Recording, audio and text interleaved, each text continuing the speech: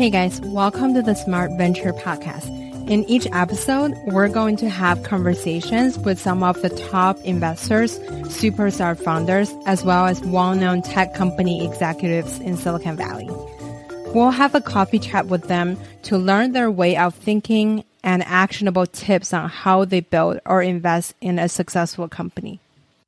Before we start our show today, I want to make sure the listener, aka you, understand that everything a person say on the podcast only reflects hers or his own opinion, not the show or the company they work at. Our guest today is a VP of marketing at Google. He leads brand, product, growth, and performance marketing for some of Google's largest and most strategic products, including Search, Gmail, Maps, News, Google AI, and many others. He started his career in Reebok's marketing team, where he founded Reebok Interactive. Prior to Google, he worked as a marketing director at Nike and Nickelodeon. His name is Marvin Chow. Welcome to the second part of the conversation with Marvin. In the last episode, we talked about how Marvin started his career in tech and marketing. In this episode, we'll focus on learning more about Marvin's perspective on building strong brands. Please enjoy.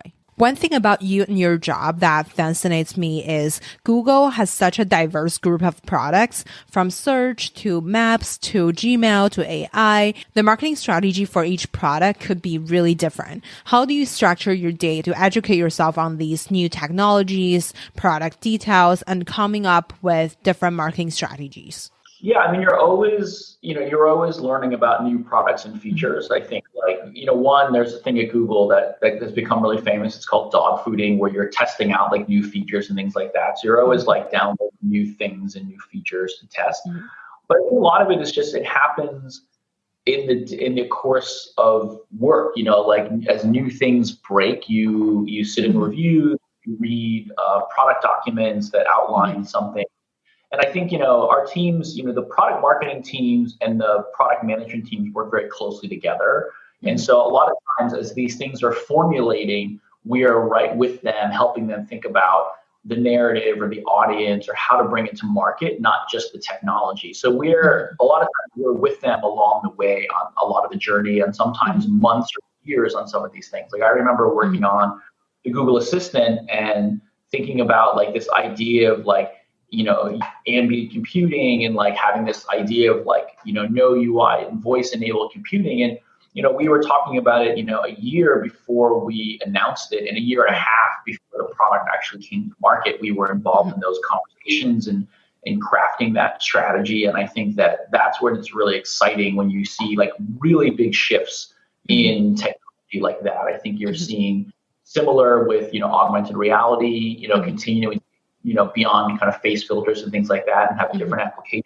And so we're kind of right there. And I think it's just a lot of trying new things and like looking and reading a lot of product documents. And just, the beauty of Google is everyone's so open. Like, if you're curious about something, you can ping somebody and be like, hey, I heard you're working on this thing. Like, can you share? Can you tell me about it? And I think, most people will be like, yeah, let's set up time or read this thing. And so, so that quite often, I think, because it's such a fragmented company, so you kind of have to find things and kind of like seek them out. But I think in that sense, it's really delightful. Yeah, totally. It could be really interesting to immerse yourself in many different subjects, and you can just find subject experts at your company. In terms of marketing itself, what is a marketing campaign that you've done that you're the most proud of? I mean, marketing campaigns are like children. Like, you don't have favorite ones. Like, let's pick 10. I'm just kidding. No. Who has 10 children? That would be way too many.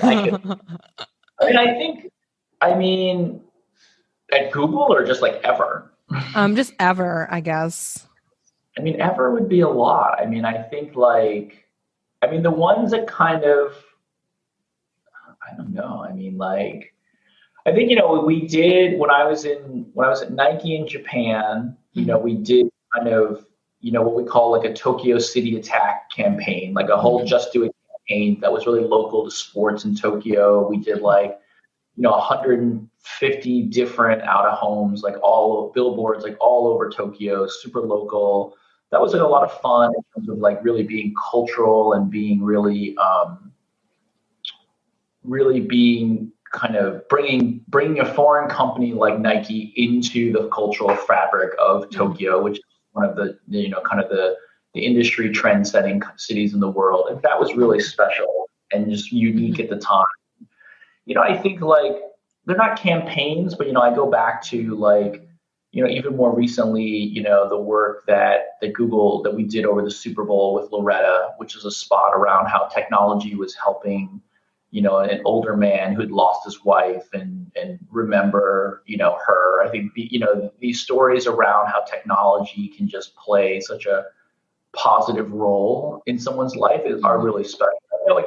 It gets made fun of and it gets played out a little bit, but I think when you really step back and, when we really look at this age and think about all that technology has unlocked for people, I think once again, like I remember when the commercial internet kind of started, and I think to see where it is today is kind of really mind-boggling. So work like that is always really interesting, and you're really proud of work like that. But yeah, and so in between those 15 years, there's probably a bunch of other work that we really love. But I think those are areas that I think we feel like they're kind of, anytime you can make something that touches someone in kind of a way that's refreshing or new, you have to feel good about that as a marketing person. Yeah, I have this weird question I just came up with on spot. If you describe Google as a person, what's your image of that? Yeah, this is a classic marketing thing. It's like, we've actually done a lot of research on this. I think it just depends. I think you'll hear things from like, it depends on where you are in the world. Like, I think, in some parts of the world, it's like, it's like Uncle Google. It's like a very endearing, but really like older, knowledgeable advisor. Parts of Asia, you hear like Professor Google, like, because it's like a lot of people use Google for school and like knowledge and things like that. At one point, like we were, something came up like, it's very SF, like the hipster librarian, like that really cool lady in the library that kind of knows everything, but kind of knows everybody. I think it's always rooted in just like knowing a lot of something, because this is what you come to Google for, like for knowledge and like, and I think that's what makes Google almost like so different than a lot of the other tech companies. They all have really good strengths, but I think, whether it's a social media company or a streaming company, like the role they play is super important, but it's like very different. Like, Google, particularly in search, we talk about like, if you want to know like the weirdest thing about like, the weirdest, dumbest thing in the world, you ask Google. If you are sick and you have some kind of illness and you're trying to research a disease, you come to Google. So the range of is so massive that I think that there's a huge responsibility there. So a lot of it is just, it's rooted in like, these like professors or librarians or wise uncles and things like that, which I think is very, it's very interesting, I guess. Absolutely. It's so interesting to put things into perspective. Like you said, it really depends on where you are. People have different expectations and image for it. At one point, you mentioned some of the brands you consider as iconic brands, including Google, Apple, Lego, Nike. From a marketing perspective, what do you think they share in common? Yeah, I think this is something like, I think probably on my LinkedIn profile, you read it, like, I write something like I disdain marketing because there's a lot of bad marketing in the world. And so I think like you have to be really honest about your profession. Like, there's a lot of good marketing in the world, but there's a lot of bad marketing in the world. And I think the brands like you mentioned, like, like Google and Nike, and I think Obama '08 is one of those, are ones that I think have done it well and built brands. And I think it's a good question. Someone asked me that before. Like when you think about it, I think these brands, because of their work and the work that they've done to manage their brand and create their brand, and sometimes just through luck, they have the luxury of standing for something bigger than their company or their product. Like at Nike, it's just like the more kids that play sport, the better. And of course they should wear Nike, but like it's about sport. I think like Google is about like the positive use of technology. Like it's like it's not that you have to only use Google. Like we just believe that like the more technology that help empower people, the more information that can be unlocked for people, the better. And I think even Obama 08, I think if I don't know how old you were, but at the time, it was about hope. Like if you believed in a better future, if you believed in that we as a nation could be better, you are a part of that brand, right? And I think it wasn't because you liked him as a person, or things like that, but he stood for something bigger. And I think Nike and Apple and Google, they stand for something bigger than just like an individual product that you see or use or touch. And I think that Lego is the same. Like Lego stands for play. Like it's a system of how you play. It's a system for imagination. But really, it's about like this imagination of play. And I think these brands, there's probably more out there that I don't really think about, but I think like these are the ones that I think really have a profound impact on like my life, and that I just believe that they're really, really strong. Absolutely. I love what you said about a great brand should stand for something bigger. They have a mission and belief that's larger than the brand itself. Instead of selling a particular product, it stands for something. I remember actually like when I just joined Nike, it was like 2003, I think, early 2003. And they had just changed their mission statement. And I think like, I wasn't there, but they were like, the mission statement was to be the number one athletic footwear, apparel, and equipment manufacturer in the world. Like that was their mission statement. And they were that for like 5 years. So like, we've been number one for like 5 years. They're like, they need to rewrite the mission statement. And that's when they came up with like to bring inspiration and innovation to every athlete in the world. And then, if you have a body, you're an athlete. And it's like, when you have these mission statements that don't talk about your product, or they don't talk about like, selling something, I mean, you have reached a certain level of I think in that sense. Yeah, totally. That's so funny. Like I could not like now when you think about Nike, it's like just do it, inspire you to like do something challenging. And then I cannot believe it was like, let's be the number one, like, sports clothing manufacturer in the world. They weren't. Adidas and Puma, like these companies have been around way longer than Nike has. They're way older. So I think in that sense, they were very big. They're a relatively young company. I think, all these companies like Nike, Starbucks, like they're all around like, 40, 50 years old at this point. So. Yeah, for sure. I saw that you have been advisors for many startups. How did they find you, or what do you see in these companies? How do you pick which ones to advise? And is there any common theme that they share or common challenges that they're facing that people can learn from? I don't know if there's anything common. I think they come in all shapes and sizes. I think a lot of them were people that I knew who ended up starting companies. And so I had a pre-existing relationship, like Liz Wessel at Way Up. Like she was at Google for 2 years. We became, friends at Google. And so when she left, I was totally happy to kind of, help be an advisor at her company. Same with, Amy at College Fashionista, which was one of my early ones, and they sold their company. So a lot of them are just people with pre-existing relationships. Occasionally you'll get, a more random, like I know like guys over at Jiffy, like when they first started out, like they were just making this like GIF maker, and I thought it was really cool, and I would try it and tweet about it. And then they dropped out of Harvard and they moved to San Francisco, and they reached out to me, and then, we started, talking. And a lot of times it's just, it's like you're getting to know each other, and I think you're trying to figure out, like, you help people out here and there, and then if it's a good fit, and then if you can see them getting value long term, then you kind of formalize it into some kind of an agreement, and then what that is. But it always starts out like, do you it's like anything else. Do both people have a shared passion for something, some idea? Like whether it's like Way Up is about like kind of, at the time it started as internships, but now it's like employment for young people, which is a huge opportunity, things like that. And then a lot of it is just, can I help them? Like,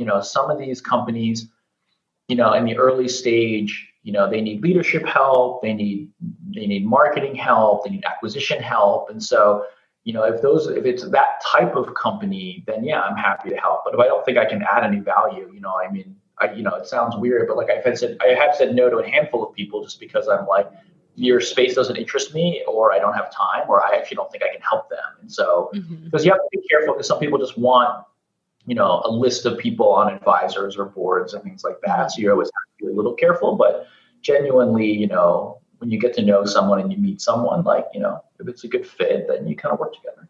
Yeah, I feel like the personal chemistry and relationships definitely plays an important role in these mentorships. Yeah.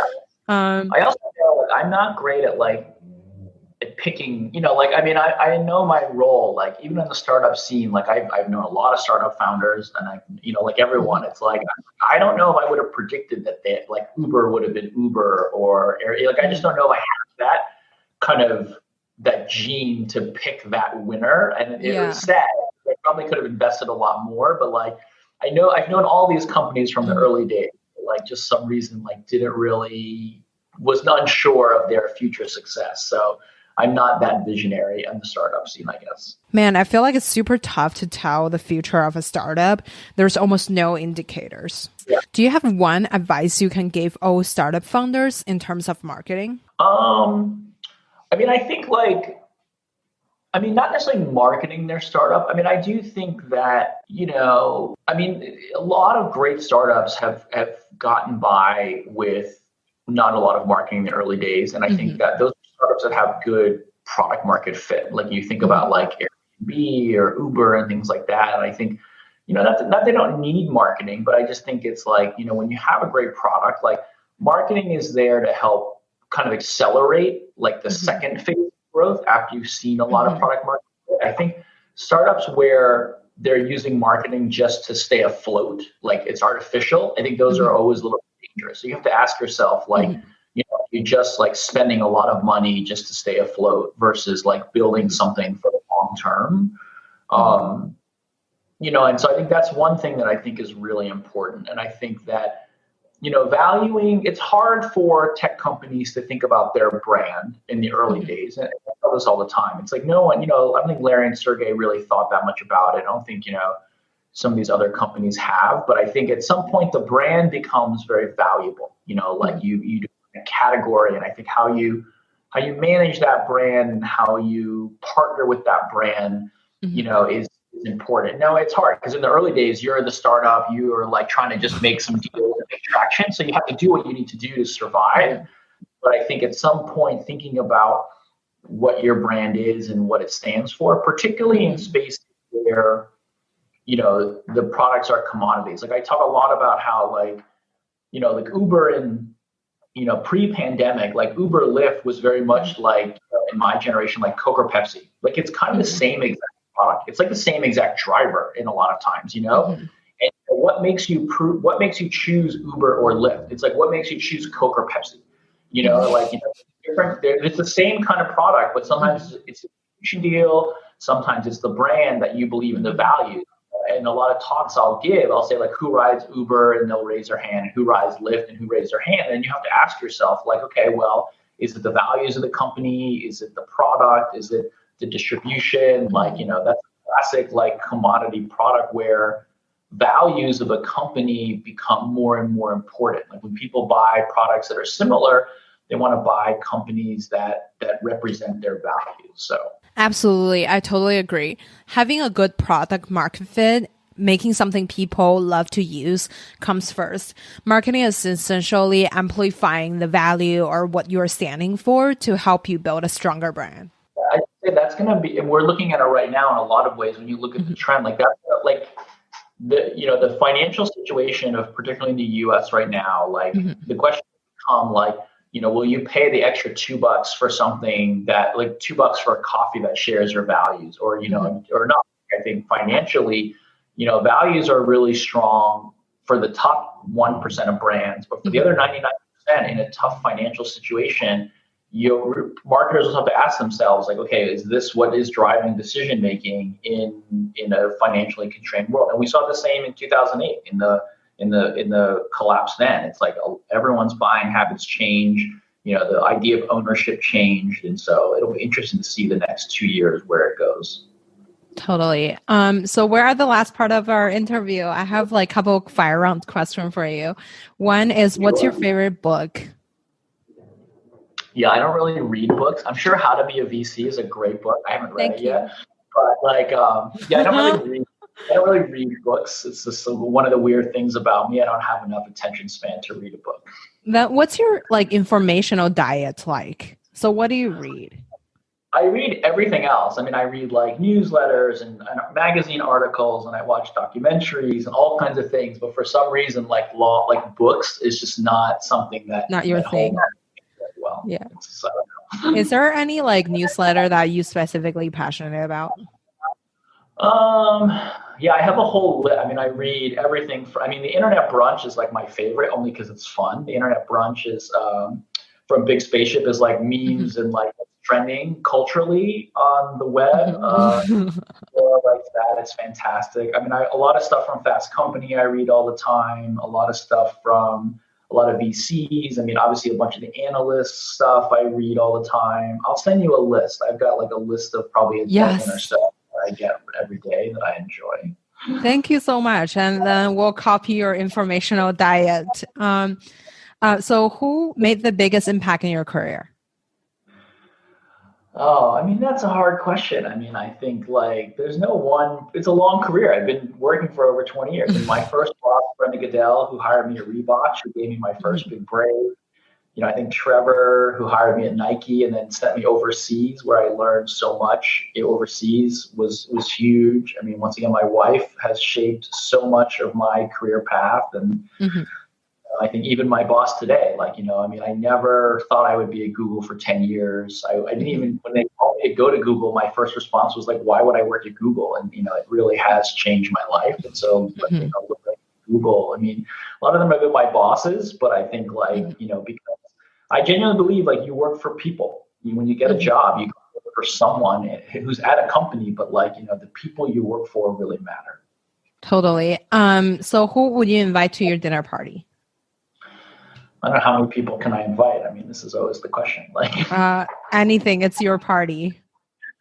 Oh, I mean, like we used to play this game. Like it's probably somewhere on like along my Twitter stream, like dinner for 6, like dinner for 7. Who would you invite? I mean, I think I could spend a lot of time on this. Like you need a good host.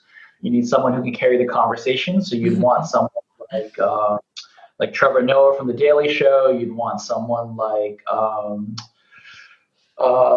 James Gordon from Carpool Karaoke. You'd want someone funny who can carry the conversation. You'd want cultural people. Like you'd want Jay-Z in there. You'd want Obama in there. You definitely would want Michelle or Barack, quite honestly. I think you'd want visionary technology people in there.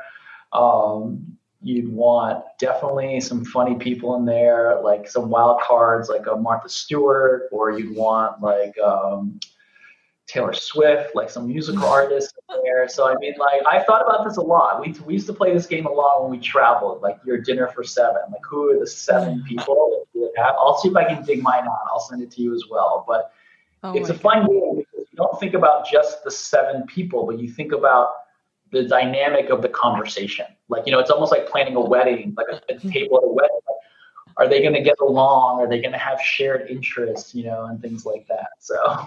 Wow, I love it. That just sounds like the party of the year. Please invite me when you have the party. Marvin, I have to say, I really enjoyed our conversation. You're so much fun to chat with and inspirational at the same time. I like that a lot of the things you said are super authentic. And thank you so much for being such a genuine person. It's been so much fun learning from you. Thank you so much again for coming on the show. No, thank you, Grace. This is great. Like, honestly, like, you know, it's been wonderful getting to know you. You're an amazing young woman that you're doing amazing things. So I'm happy to kind of help and be a part of it. So congratulations. Thank you so much. That's so encouraging to hear, especially from someone I really look up to. All right, that's all we have for today. Thank you so much for listening to this episode of Smart Venture Podcast. If you like it, please leave us a quick review and hit subscribe so you don't miss any tips from the experts. If you want to receive our updates, please leave your email at smartventurepod.com. If you want to connect with me, all my socials are at Grace Gong GG. Besides LinkedIn, it's just Grace Gong.